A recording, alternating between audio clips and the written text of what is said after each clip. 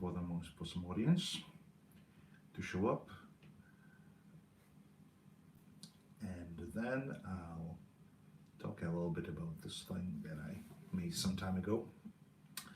And what is it exactly? This is Squier Strat that I got from Gumtree for like 40 quid. And I made a couple of things to it which are perfectly reversible to turn it into a bass guitar hybrid.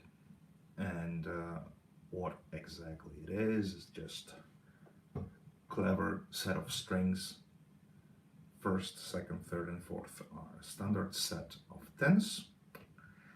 And here I got two lowest bass strings.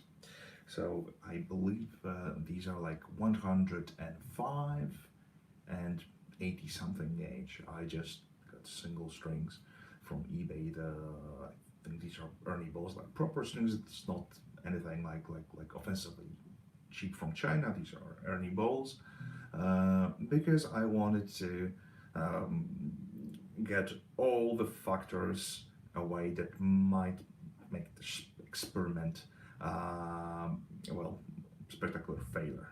Right now it's barely acceptable at this stage, and I wanted to talk a little bit and show a couple of things that I like doing with it. So first of all, the tuning is standard E tuning, so it's E, B, G, D. Then A and E strings are obviously an octave lower, just like bass guitar would be. Because these strings wouldn't normally fit stock Stratocaster nut, I had to take a file and make the grooves a little bit bigger, but just I'd say just a bit. They're not that deep. They allow the string to be low enough over the first fret, and I had no particular problems with having the strings fit through the tuning pegs. So maybe they don't look perfectly lovely, but this is basically the way that they're wound of the tuning pegs. They hold tuning quite well, and well, on this side this is pretty much it, and the bridge side is a little bit of a workaround compromise thing. So I removed Stratocaster saddles by unscrewing the two bolts that hold them, because usually the string would go through the bodies, through the bridge tremolo block, and it would require some drilling of the bridge base that I wanted to avoid, really. So I decided to go very crude and basic way of rebuilding the bridge, just by threading the strings through the holes that were already there. Although I have means of drilling and milling stuff, I wanted to do as little damage as possible to the actual guitar, although it was a bargain and it was meant to be abused, and you know, it's the same Stratocaster that I put 14th on just to see how it is. So that's the guitar, and after I threaded the strings, I had to build some kind of saddle that would allow to raise the string and roughly intonate it. So I had this bolt lying around, which is actually Floyd Rose bolt that is being used to mount the bridge into a guitar body. So it could be any random thing, but it was already threaded, so it gave me a good grip in terms of string moving sideways. So this thing works quite well, and it's just a random object that I found in a drawer. So again, it was like a 2-minute job. There was like no tinkering involved, literally just to launch this little thing just to make it work as quick as possible, to see if it's any good for anything before I'd put any actual work in trying to improve it. So action is high on this thing, but because this is the bass string on a short scale Stratocaster, there is fairly little tension on the strings. So you could expect possibly the string going out of intonation, out of pitch very quickly. But it's not as bad, and I'll dive into the limitations of this bass guitar hybrid just in a minute. But maybe what was the general concept behind it? I want to have something that I could use to practice certain ideas, so that I can have a bass note and chord in the actual bass register,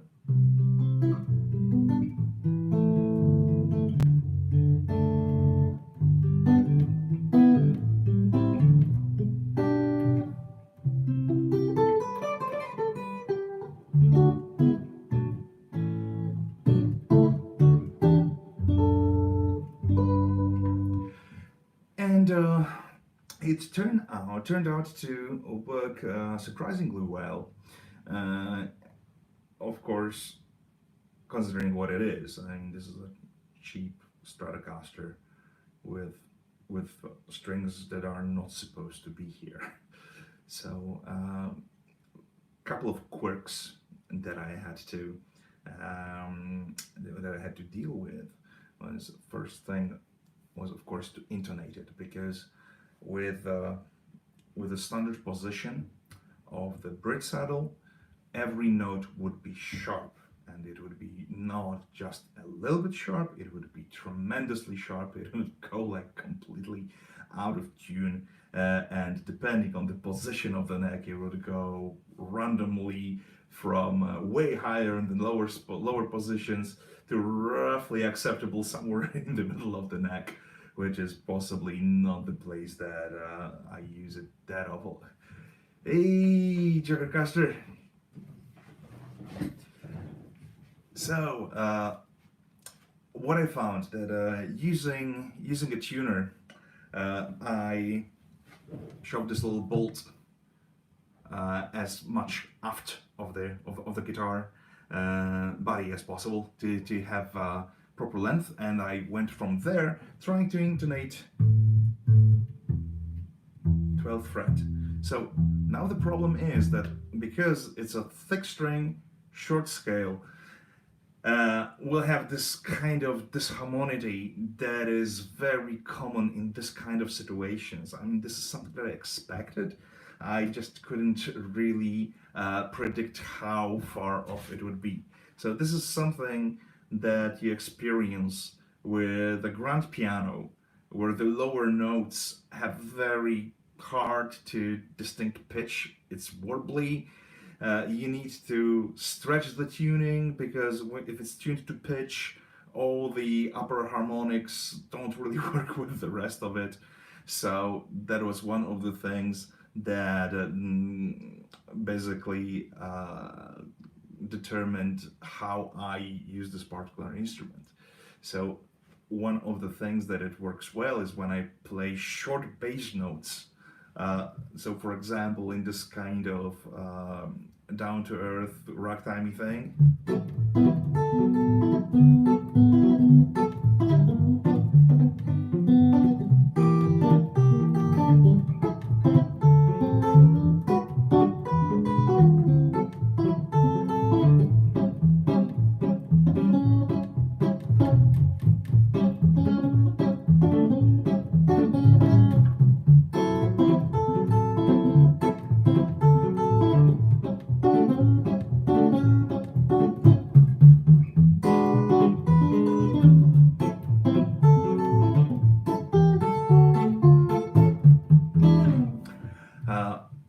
so the quite essential thing is to keep these bass notes in control. I keep the palm muting going at all times, because otherwise they would ring like crazy. because of their high mass and fairly low tension.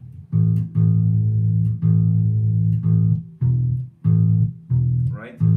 So it seems like it's not that clear in pitch, but the thing is that there's still some use for it because I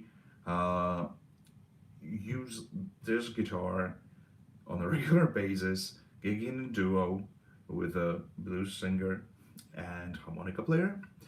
So it actually works really well for this kind of very rootsy, dirty kind of sound. This is pretty much like having a very bad double bass or a, I don't know, something like a Hofner bass, which had this very distinct cardboardy weird sound.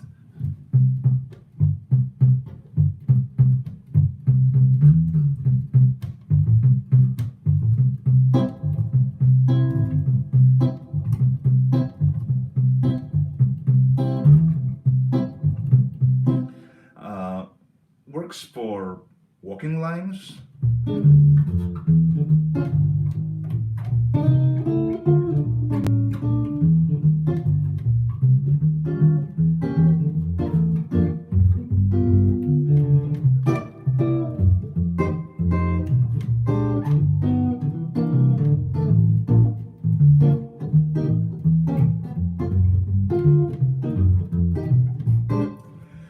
And there are a couple of grooves, couple of styles that I figured out that are quite useful in some certain situations.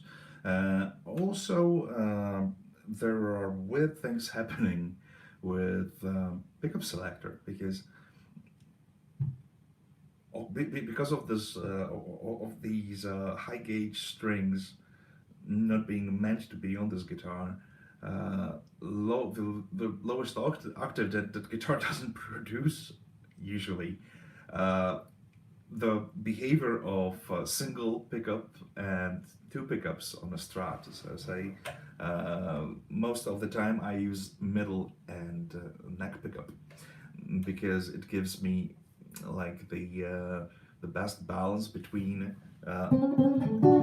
guitar strings and bass strings.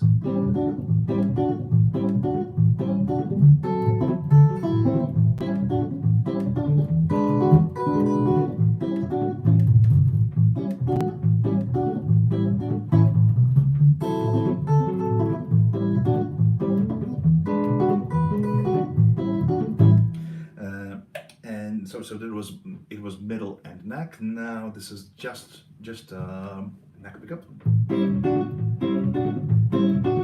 So the low end and the mid range of the strings is gone. So right now bass strings are softer. It's useful in certain situations when I'm going for this sound. It's there basically. So.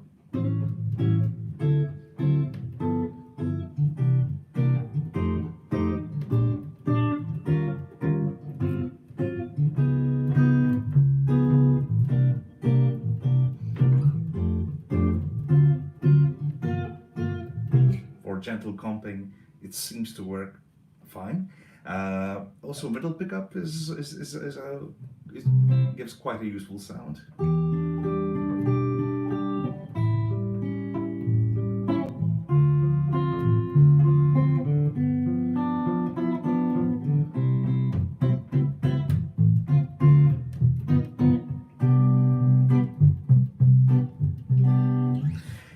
And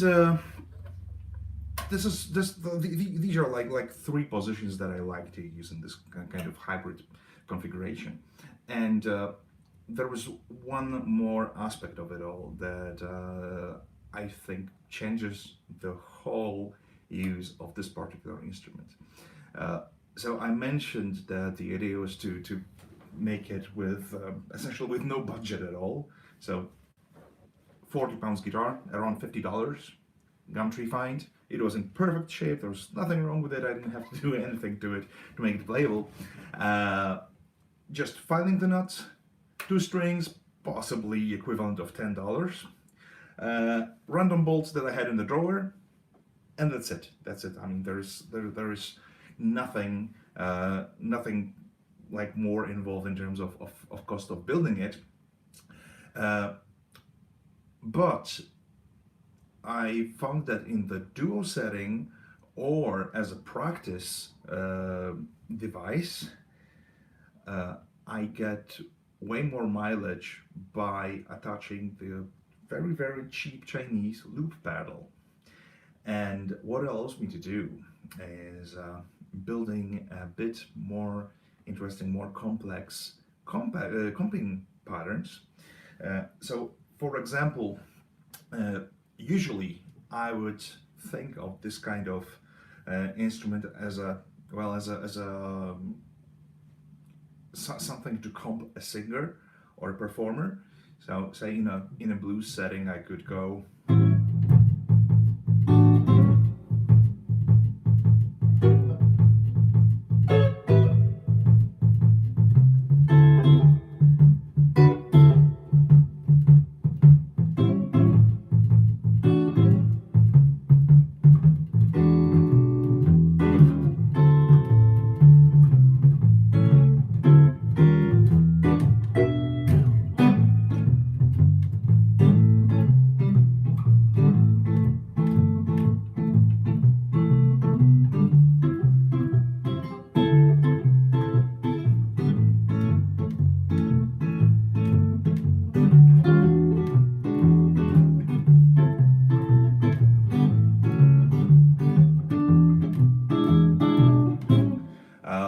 So this kind of thing. Unfortunately, if I were to take a solo in this kind of situation, I would be very, very limited because I'd have to stick to standing bass note.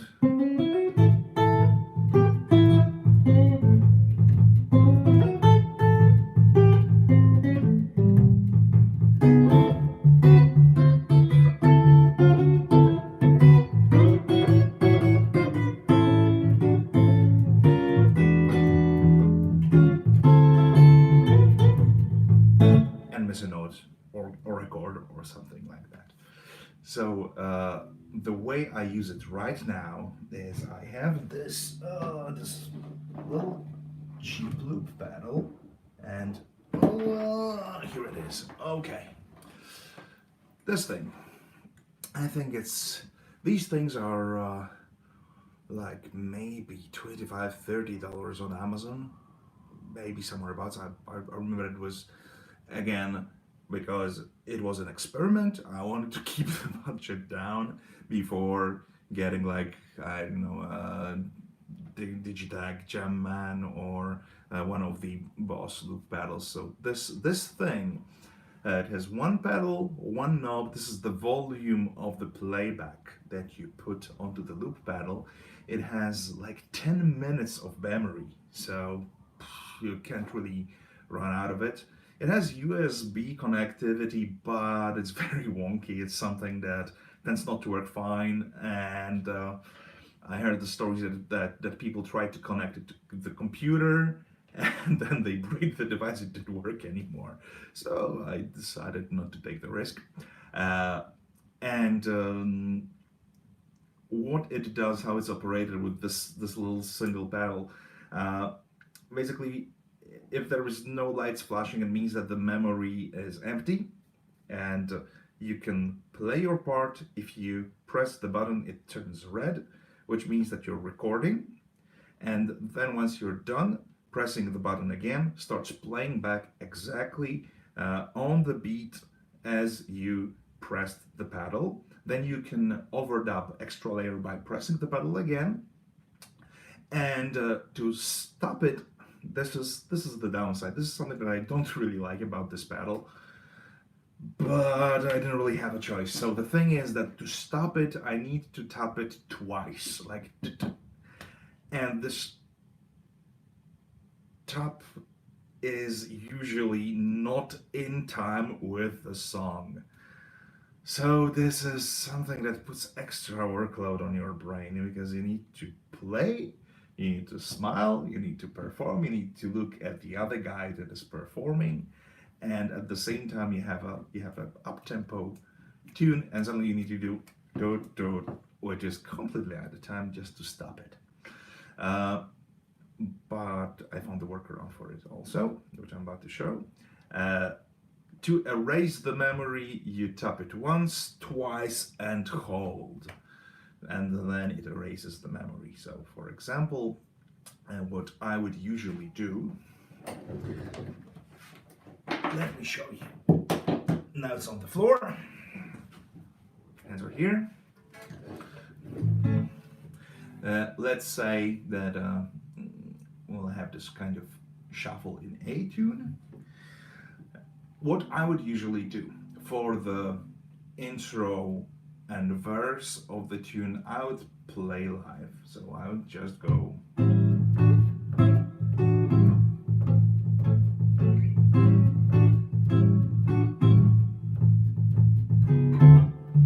Just the whole form. On the second verse, on the first beat of the form, I would press the pedal to start recording, and from that point, I'm recording everything that is gonna happen after that. When there's my turn to play the solo, I launch the playback. So I have 2, sometimes 3, sometimes 4 forms of actual backing that I've just played, and every time, every turn of the form, it's a little bit different, so it doesn't sound like it's an actual loop, especially that this is a backing thing, this is a background thing. It's not meant to be exposed, so all the downsides of not too precise tuning of the bass strings also is not that perceivable, which is actually a good thing. I use it this way. I can get away with it in a loud room. There's always something rumbling in the low end, so it sounds like there is an actual bass. It doesn't sound that thin. And I also have a backing for my solo, so it would work like that.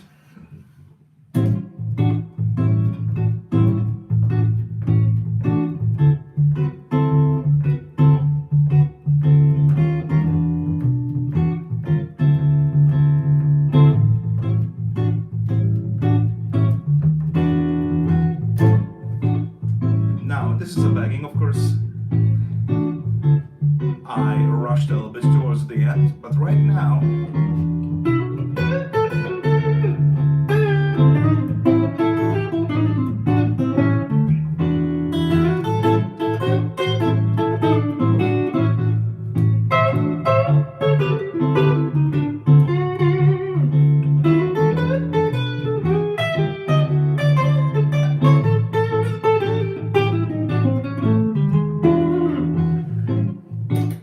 so this is one way of using it. If I would have something more complex, I would possibly go with recording bass line and chords separately. So it would sound something like this.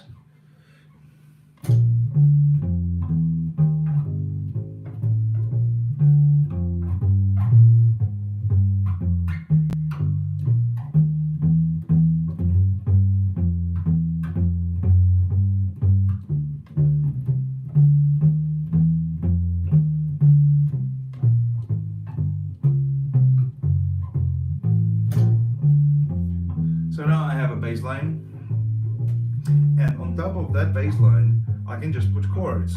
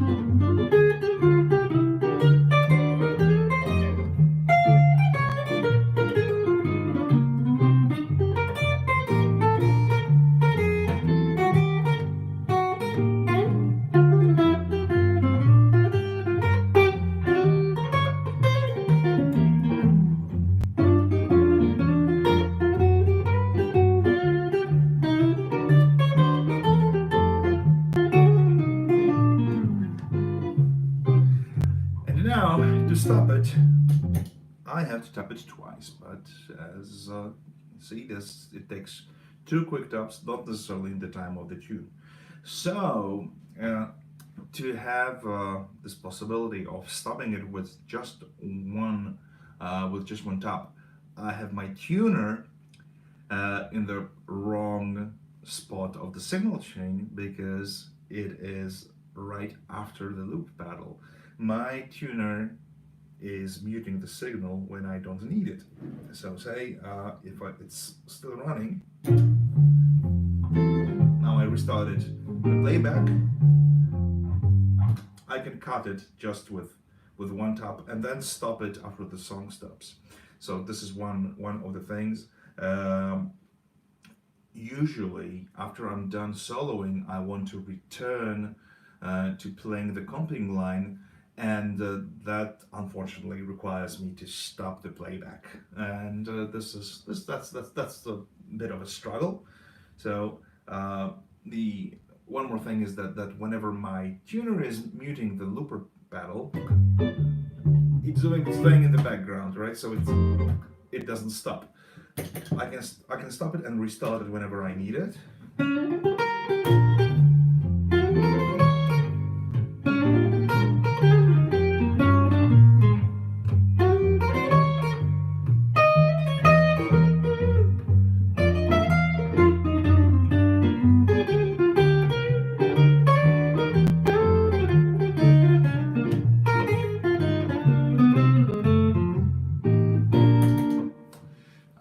So this is one of the concerns. That basically it works fine. It requires some planning during playing the tune. When I play the tune, I need to remember that, okay, this is how many forms I have to record by comping before it's my turn to solo. Sometimes I miss it. Sometimes I have to play empty form of comping before I can get into my solo. So these are joys of improvised music. It's a part of the game, and nobody seems to mind so far. So this looper pedal is just for my solos.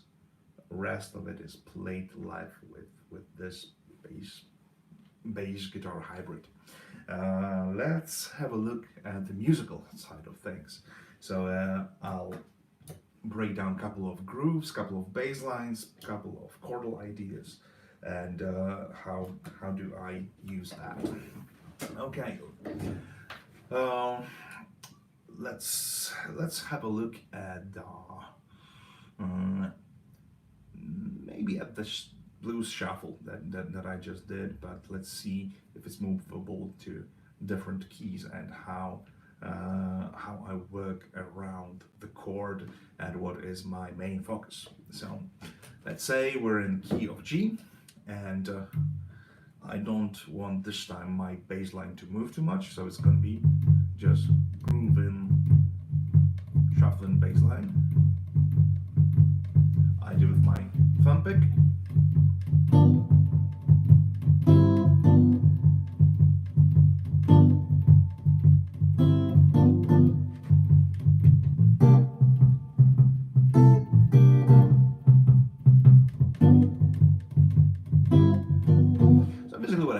Is a G7 chord. I play my bass note with the thumb over, and there is a very good reason for that. Okay, why not barring? Well, because I'd have a very powerful power chord in the bottom with both notes that will ring. I mean, no matter what, they will ring. So I just want to keep this note in control with my thumb. A string, there's nothing on A string. And what I do here is I put a little bar with my ring finger on the 5th fret.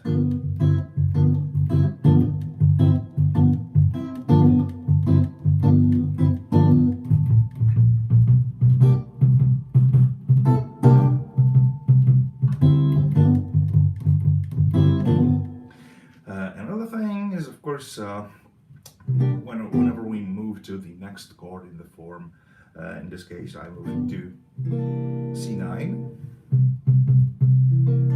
so it's C on the 3rd fret of A string, 2nd fret on D string, and a bar with my pinky on the 3rd fret, first 3 strings.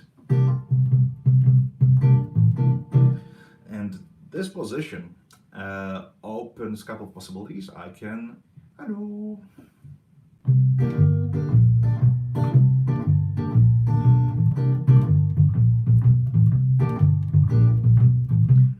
can put my grooving walking bass line here. So I play notes C, G, A, B flat, and C. Sorry, C, G, B flat, D, B flat, B natural, C.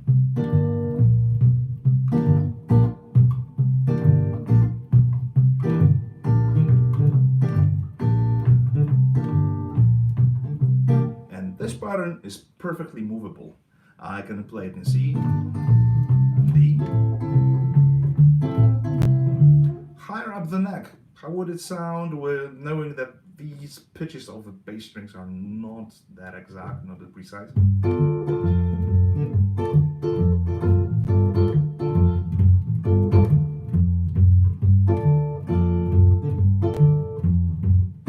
I'd say quite usable. So this is one thing, that this position with a root on the 2nd string gives plenty of possibilities to move the bass note around to make the line a little bit more interesting.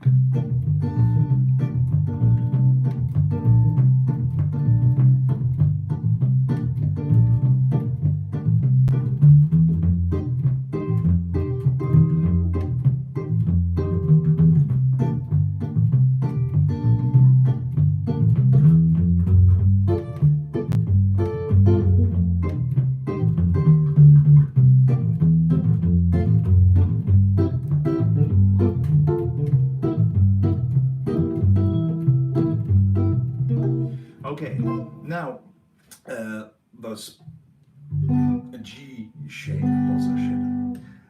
Where can I go from here? First thing is that I need to think in terms of what notes I need to make both chords and the bass note long.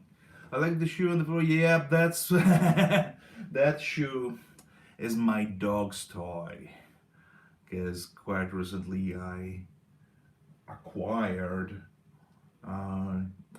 absolutely fabulous non-human companion in form of a ball of fluff, formerly known as Old English Sheepdog. And this thing is already huge, although he's just like a bit over 2 months old, but it's huge. It's gonna be even bigger. It's gonna be the size of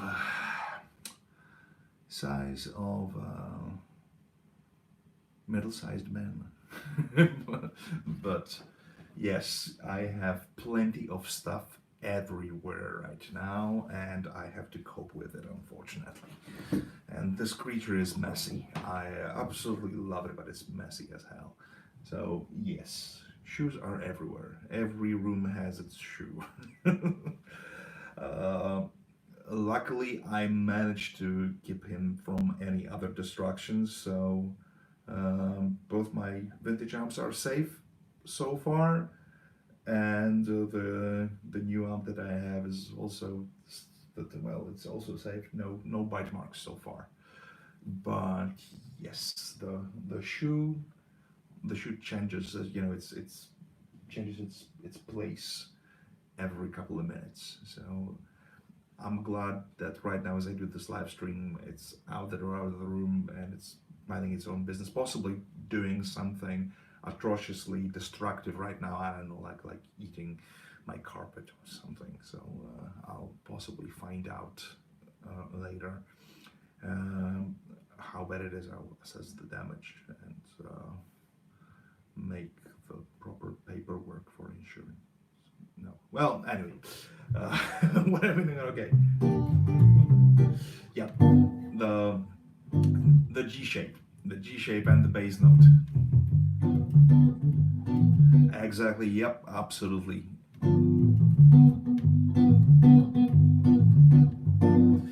Uh, so the idea with bar shape, with with like this very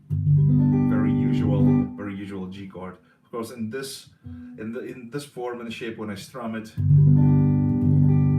it sounds like something is pretty much, very broken. So I'll have to choose one or the other. Say if I need a root and fifth in a comping pattern.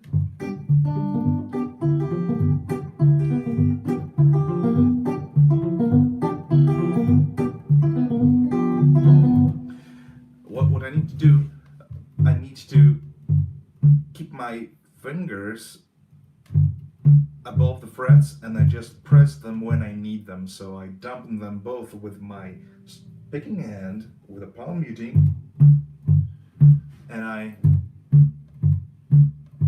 do this to let them let them ring if I need them.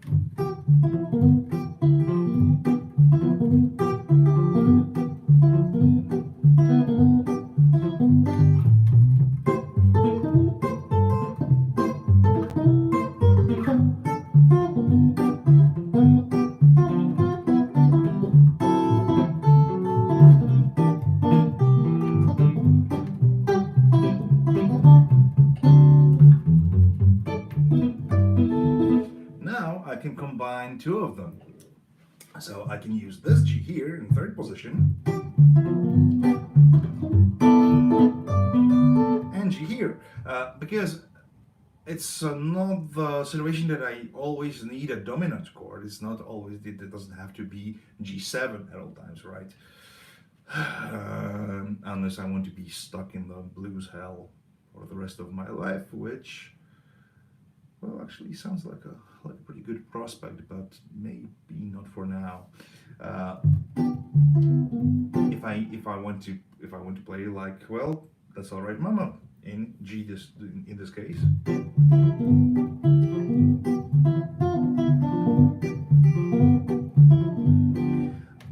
This is my G chord. I'm thinking of it as a G6, so it's a tonic chord. And I can use 6/9 chord.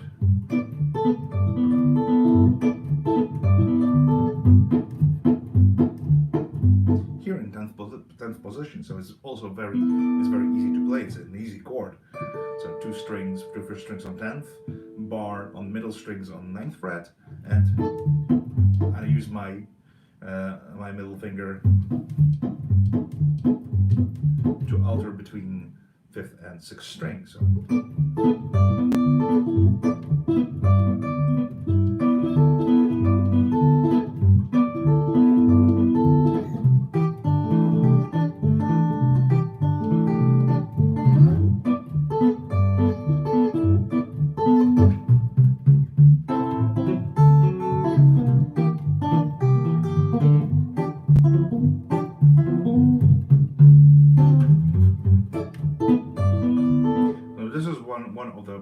One of the very useful things that I can just use whenever I need the root and fifth of the chord. I can use these two positions, right? So this one comes with the caveat that I need to change my usual habits. In general with finger picking, I could just hold the chord and not really worry about anything because my picking hand takes care of it. But suddenly I have an extra octave with plenty of power down there, and when it's not articulate, when it's not clear and precise, it will rumble over the whole thing. So this is my way of taming it. I just so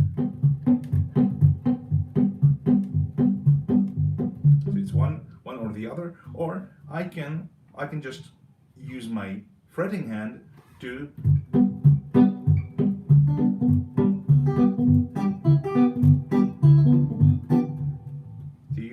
kind of movement to lift and fret my chord in this particular situation, because whenever I have root and fifth on in different position, and that I can just lift my finger and not worry about it too much. So like this.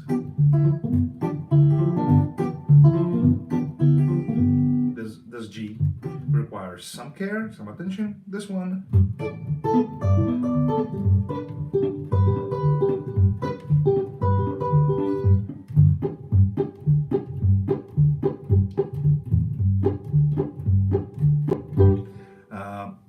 One more thing, this is why I prefer to have root on the fifth string, is that I can build my bass line from there and go lower. So let's think about the situation where I'm saying the key of C. So right now with C chord, with a C triad, played with my pinky, I have all these notes available: C, B, C, D, C, B natural, A, G. So I can play something a little bit more interesting.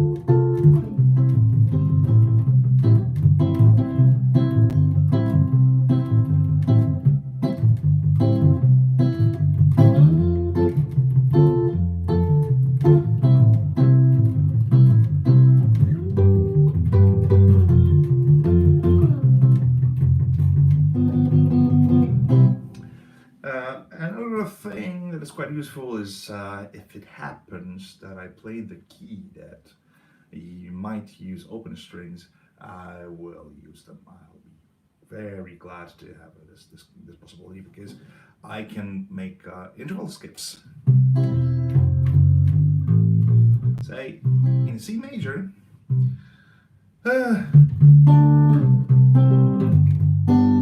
And that's about it, because I would need guitar strings, unfortunately, for this tune. because my D, there was a request to do Sweet Home Alabama. That's one of the limitations, unfortunately. And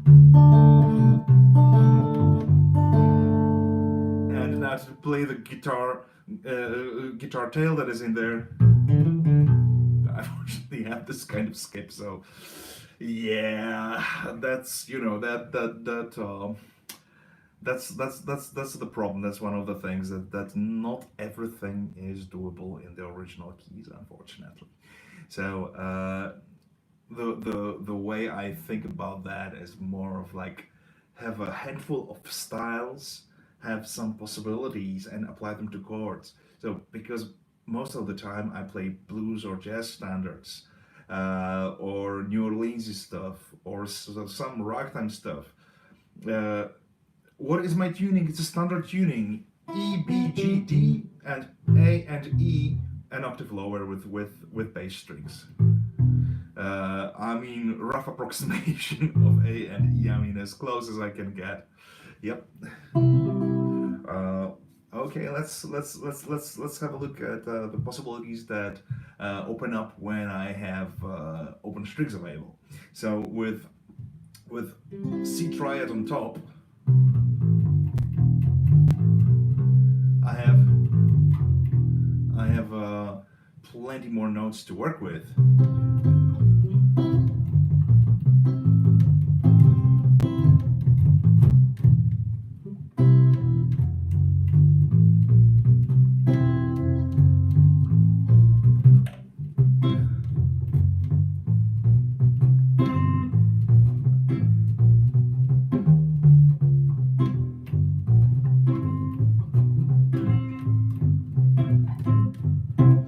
And this is another thing, that whenever I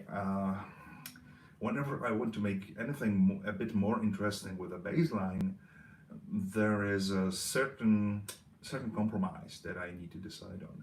Usually it means that I'll focus more on the continuity of the bass line and I'll give up a chord here and there, or I play very simple voicing of the chord so it doesn't have to be like a whole triad with everything.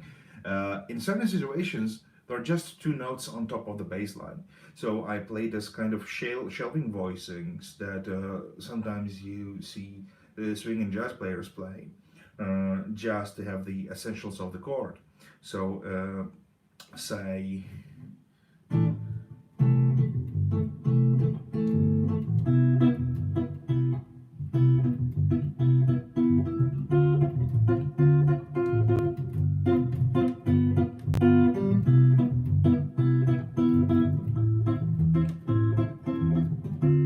I play just two middle strings.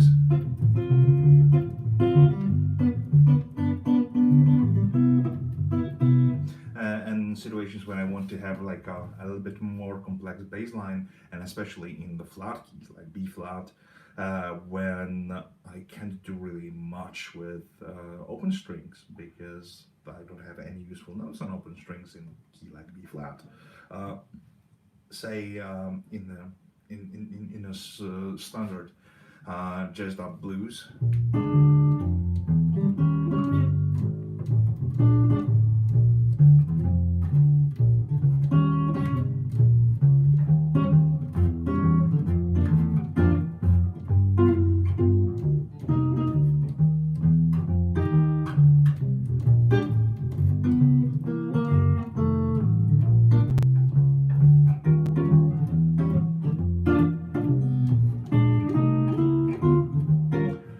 Basically, I do what I can. So there's just a stop, just a little accent on the chord, but the focus is on the bass line. So it's again just two notes of the voice, sometimes three, sometimes when the situation allows. I tend to embellish it a little bit, but again, this is in a situation when I need to comp. So whenever I comp, I want to leave as much room as possible for the soloist or singer. So I have the outline of the harmony and a bass line, and it doesn't have to be that basic, and it turns out that it works well with maybe not maybe it's not the best solution in the world, but it's like workable. I mean, it will do for the situations that I'm involved right now. This is a thing that makes it work. I mean, it makes it a little bit more interesting than just having a guitar and struggling to play anything more, than just bare lines over some sort of thumping bass line, right? So there are certain downsides, there are certain trade-offs that I need to deal with, but at the same time, there are a couple of things that I'd say changed my perspective on certain things. So, for example, usually when we think about this kind of comping with a bass line on a regular guitar, uh, we would not consider uh, notes around 10th, 12th, 13th fret as usable bass notes because they're basically right now out of bass register, right? But in this situation, I can shift positions way higher up the neck and still have the low note. So this G and this D, this A, this E, they're still usable. So I can go up the neck.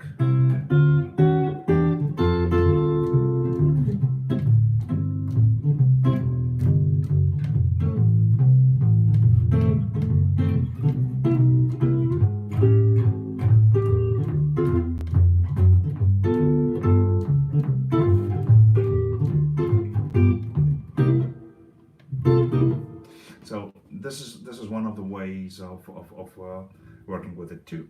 Um, let's see.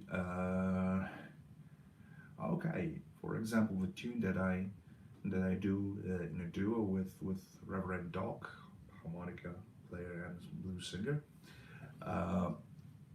We usually start one of our sets with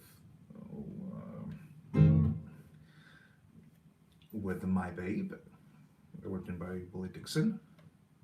And the groove that is originally in the song goes something like that.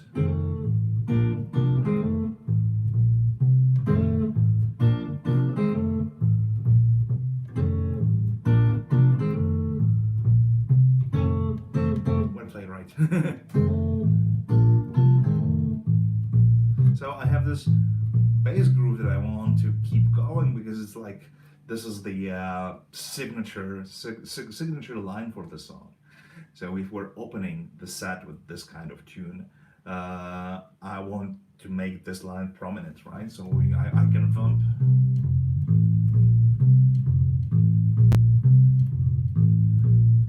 So good evening, everybody, and blah blah blah, yada yada yada,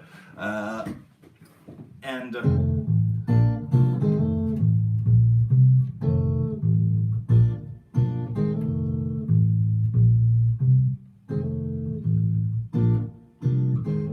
What I do here is F7 to B flat, just a triad.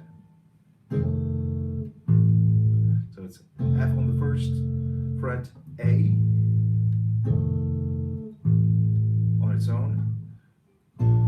Then it's B flat triad with B flat in the bass, first fret.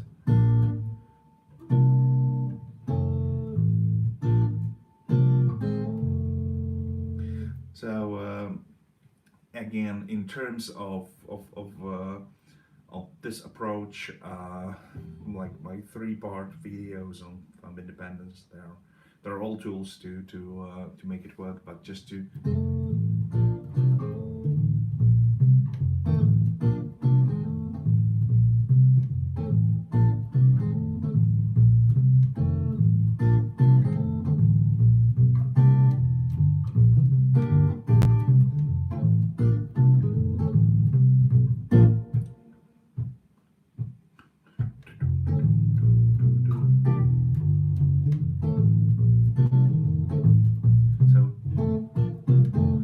strings, very useful in this particular situation.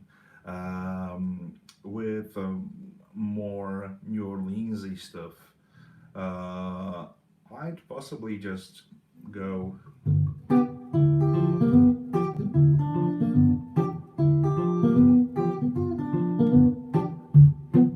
so my thumb is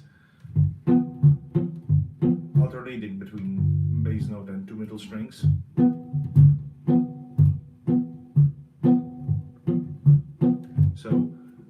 Everything, the lowest note and the chord, it's all in the thumb pick, and my fingers are doing everything on top.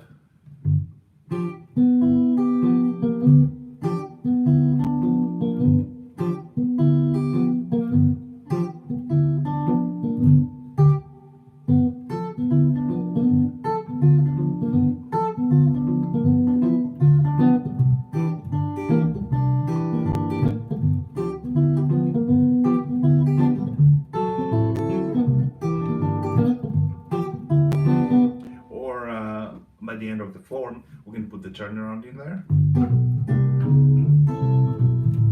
So this is, I hold D9 chord, or in this case it's just a bar on 5th fret with my pinky finger.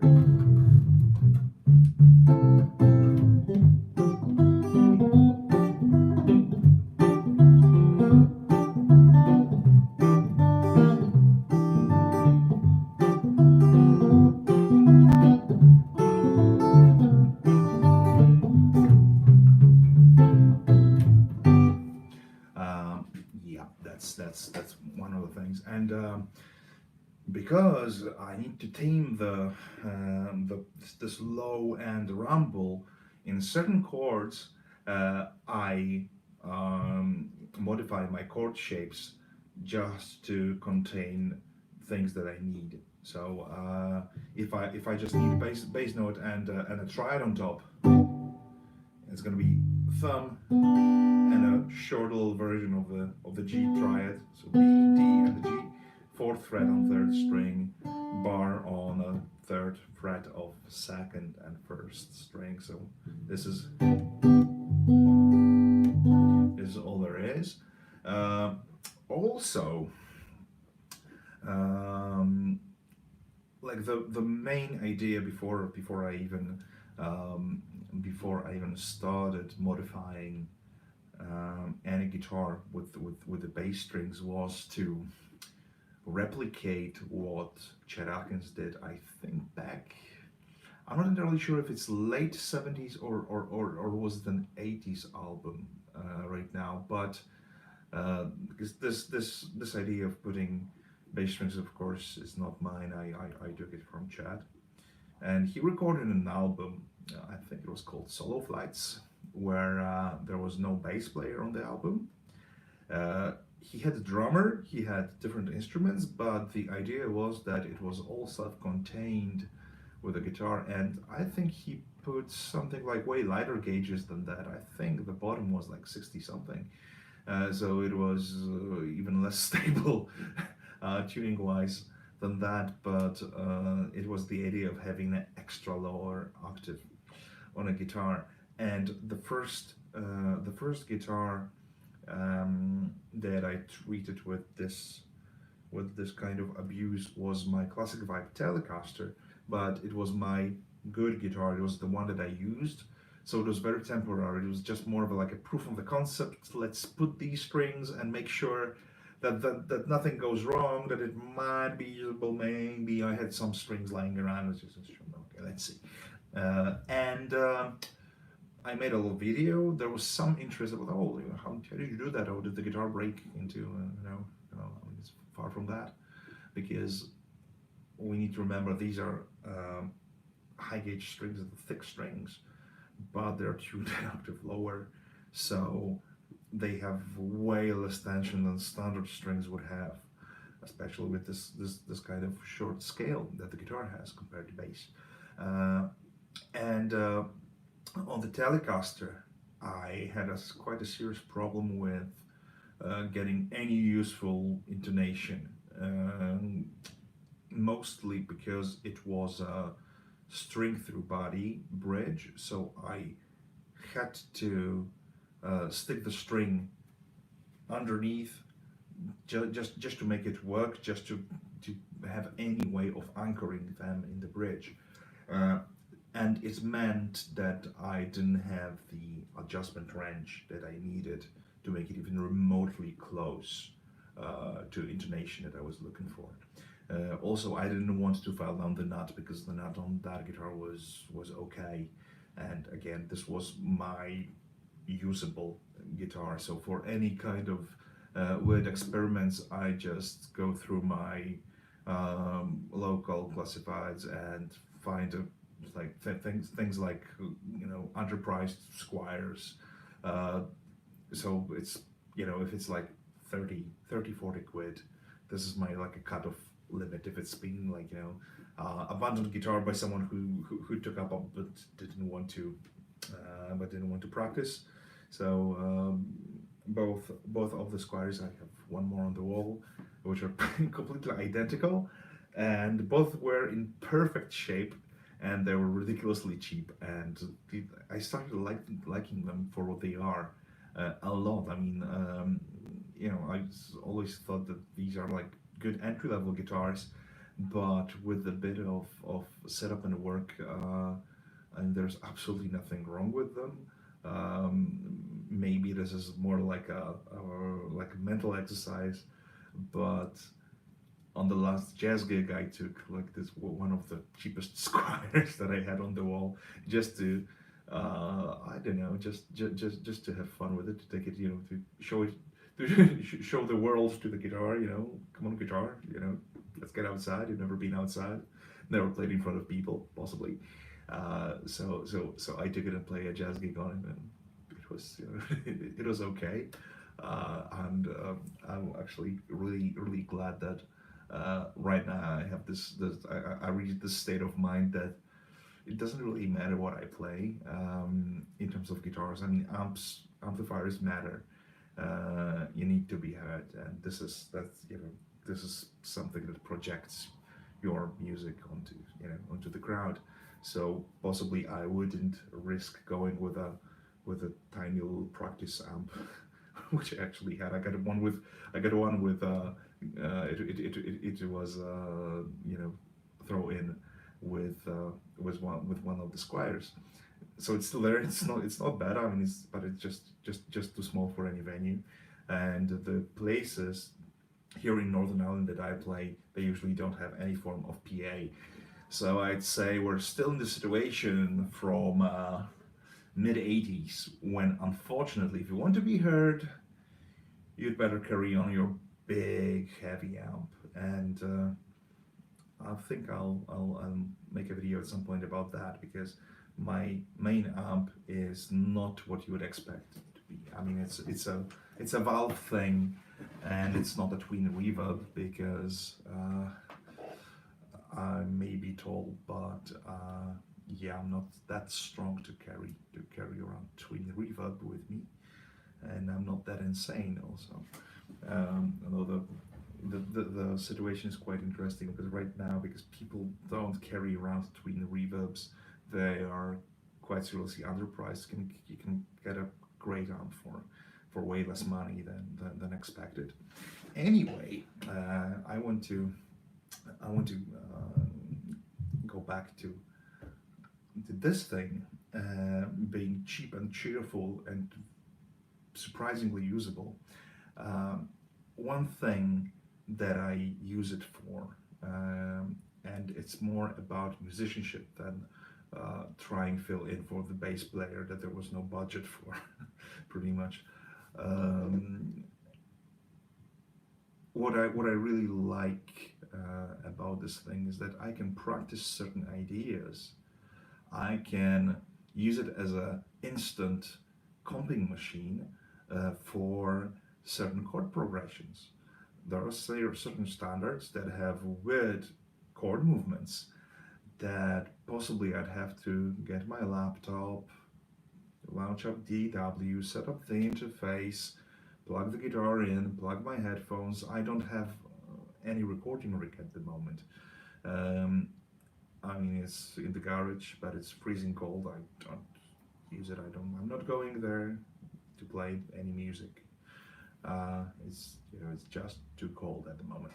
So having this loop pedal and having this thing, I can practice things, I can practice ideas, I can check what works on what chord progressions. So say for example, one of the odd things,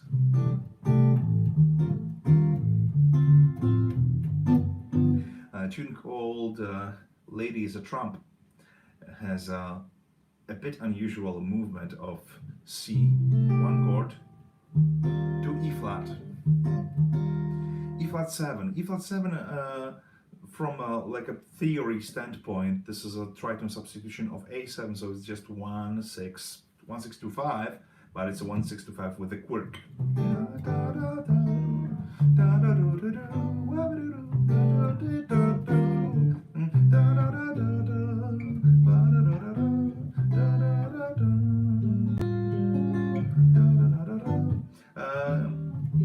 Why E flat is a substitution to A7?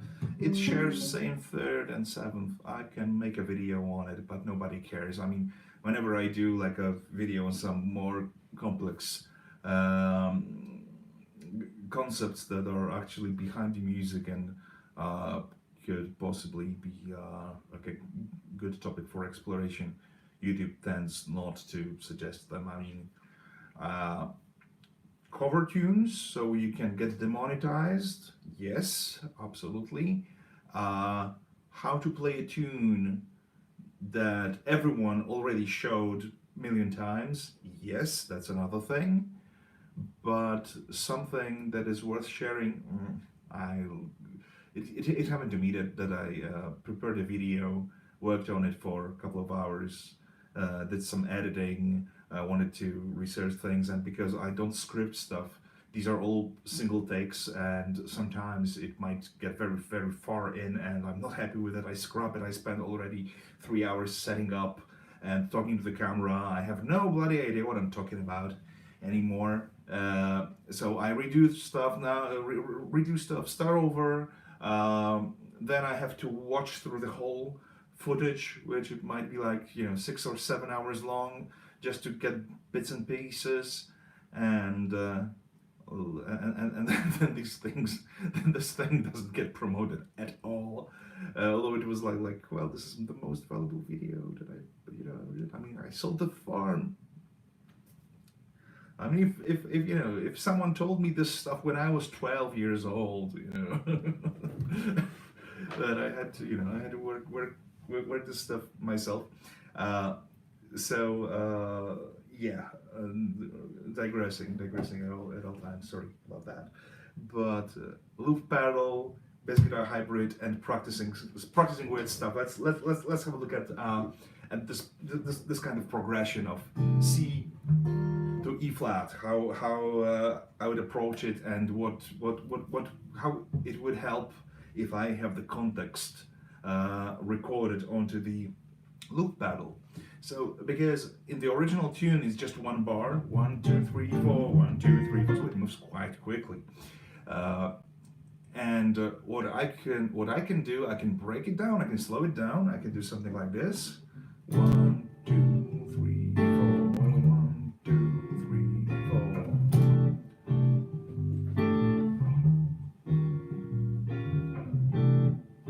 Whoa, no.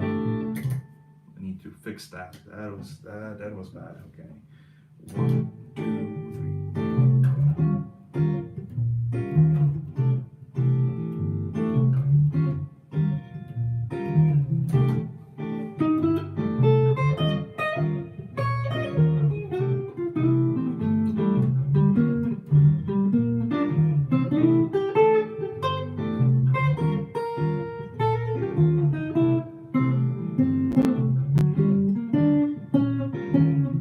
And now I can just see which notes, which kind of ideas, which movements work on this particular chord progression, because this is like the essential technique for soloing, like looking ahead, where does the chord go, and suddenly significance of every note shifts quite significantly.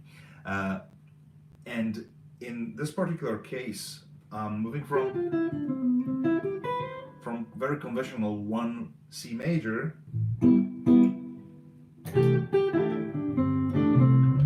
to something that goes somewhere else completely.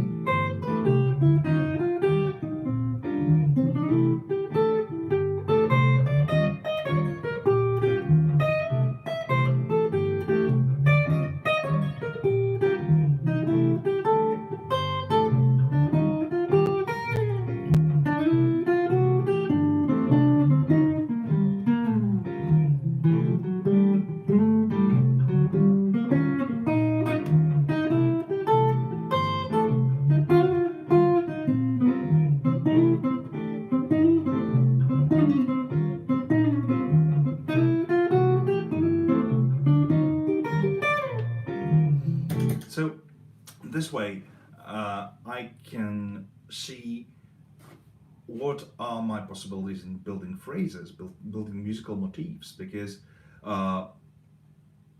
the like the most obvious and the most unusable way would be, okay, I have C major chord, which means C major scale would work on it. There's more to it. Every note in the scale is something in relation to the chord underneath. So it means that certain notes snap onto the chord in a particular way when they are placed in the rhythm in a particular way, right? So I'm going to show it in a minute, but this is like one of the examples that this is my phrase that would work on C. Now my chord moved to E flat, and suddenly certain notes from the C major scale are shared with this chord and are something in relation to this chord, and some are common. So if I don't have any idea how to play on it, I can just hold one of the common notes. I can play note G.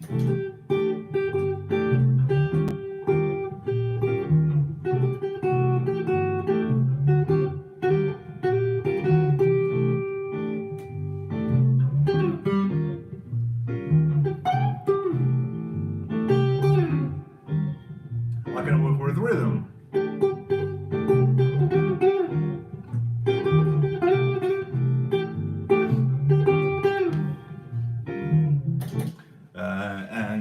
I don't know, I can send Morse code messages to Soviet spy bases, whatever. But this is like the first thing. Okay, I found my common note, right? Because I could hear my comping that I recorded. This is one of the things. Now let's see one more thing. I have two chord notes that are in C major, note E and G, and on E flat 7,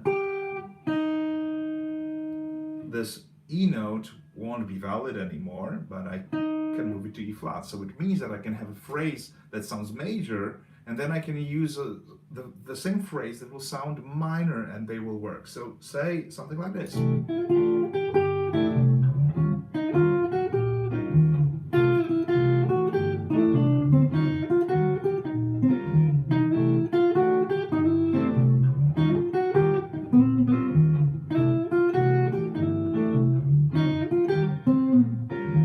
So something that is very close to the melody. I didn't do the skip.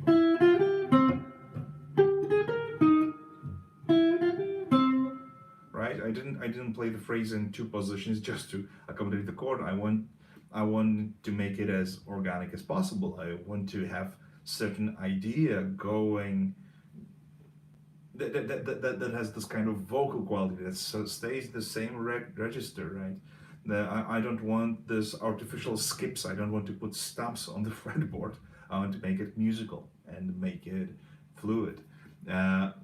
So that's one of the things that practicing with this thing helps a lot, because it gives me context and gives it to me right away. If this is still too fast, I can just vamp these chords. Okay, now I'm erasing the loop pedal by holding it down for 2 seconds. Now, the same chord progressions, but I'm gonna stretch both chords because I want to, my brain is very slow, I'm not a clever person. I need plenty of time to get my head around the idea, to get the right sounds and accommodate to them and see how it's gonna all work. So say now it's gonna be very long C and very long E flat.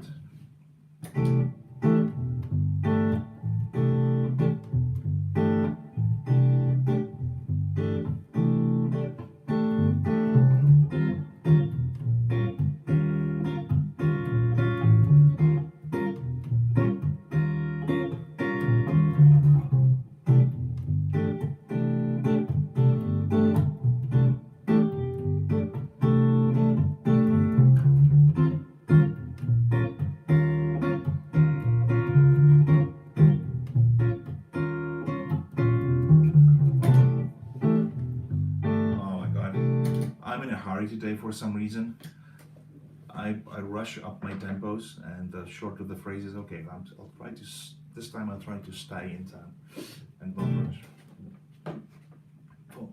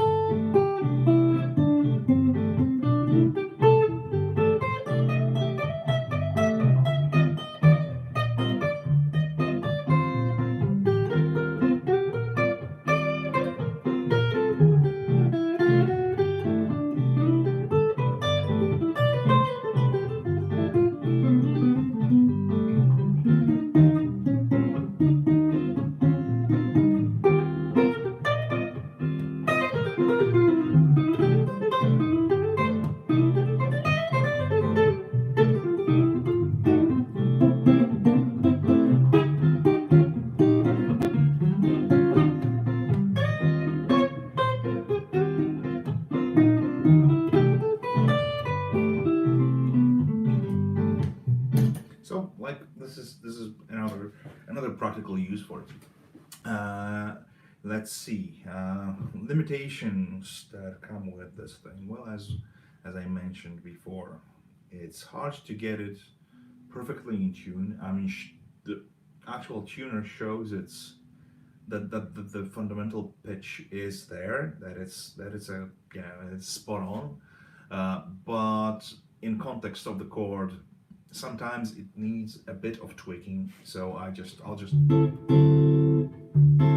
the chord, and then I'll try to get the right compromise when it doesn't, when there is no beating, no warbling of the notes. But when it's palm muted, when these are short notes, it seems to work quite fine.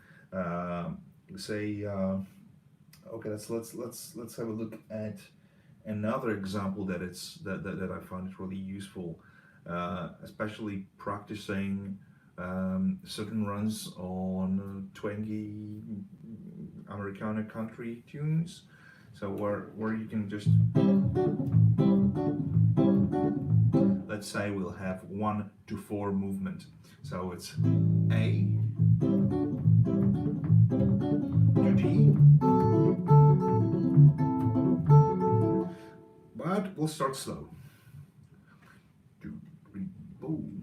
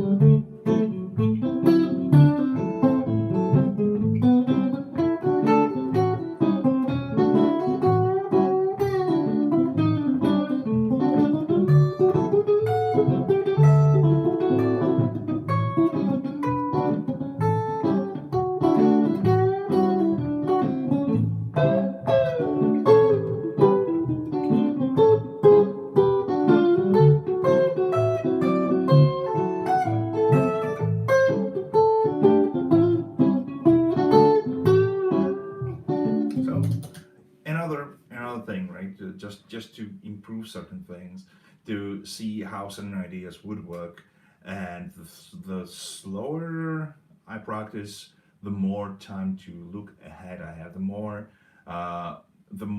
time I have to actually come up with something, to feel, to build this kind of feeling for the phrasing, for another chord change, and how I can alter the phrase that I just played, the idea that I just played, to fit another chord, how I can lead onto another chord, and having this kind of ability to have a backing that doesn't put that much pressure on you, and at the same time gives you like a complete context. This is how it sounds with the chord, this is how it sounds with the bass.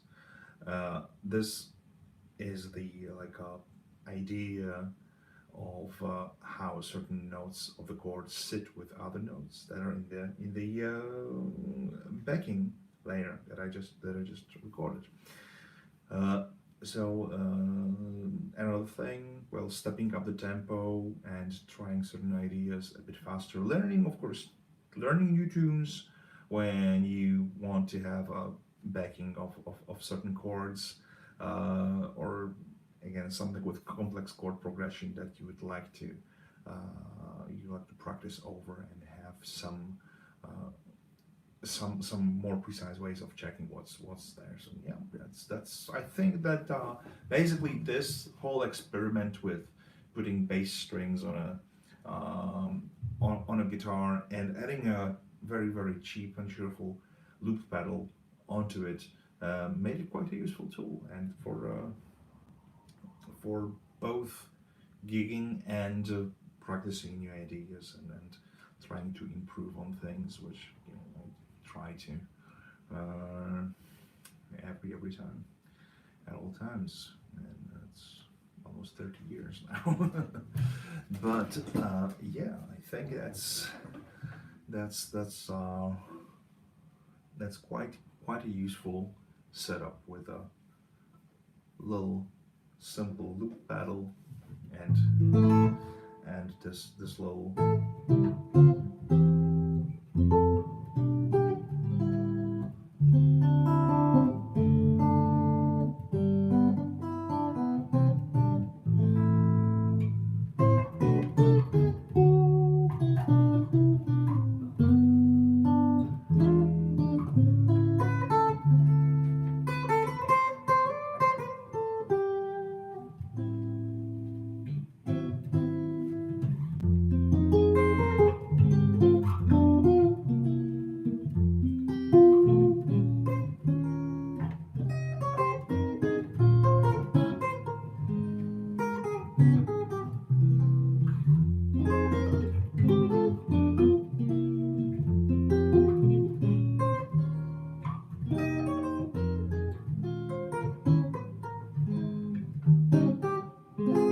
and that's another problem. This is the arrangement that I did some time ago that worked on regular 6-string guitar. It was all right, but right now trying to incorporate old habits, just working the chords. Suddenly I have a trisome in here. And it sounds awful. It sounds bad. I need to decide which note I want. So I'll also just stick with D on the bottom.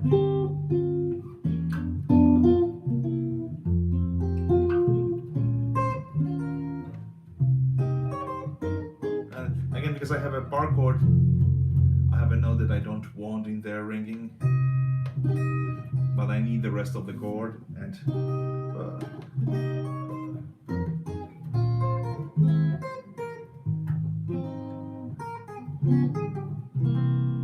so yeah, it also needs some readjusting, some getting used to. What it offers is it's quite cool, quite neat, quite useful, but also there are certain habits that I need to remember to tame, to break, just to make it work on this thing. Sometimes I forget because usually in the heat of the fight during the gig, I just want to make things work, and I find myself, especially soloing over the backing, that I'm missing a string, and I can it happens to me to make some kind of run, and suddenly drops drops through the floor. So that's one of the things, that this is my lowest note in the guitar, in that guitar register. And it also means that I have access to the notes for the continuity C.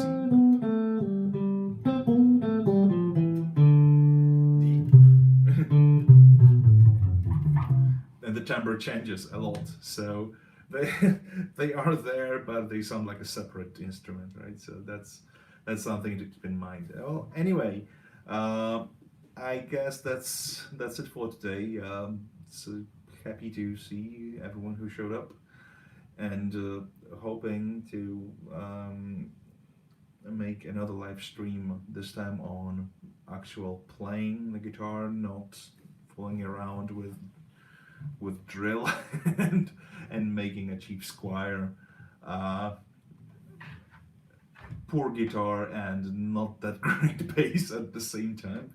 So yeah, I mean that's you get two for price of none. I can I can suck both as guitar player and bassist right now. So I can play too late and too early, too sharp and too flat at the same time. So yeah. All right. So hope you guys are all doing well and see you next time. Take care.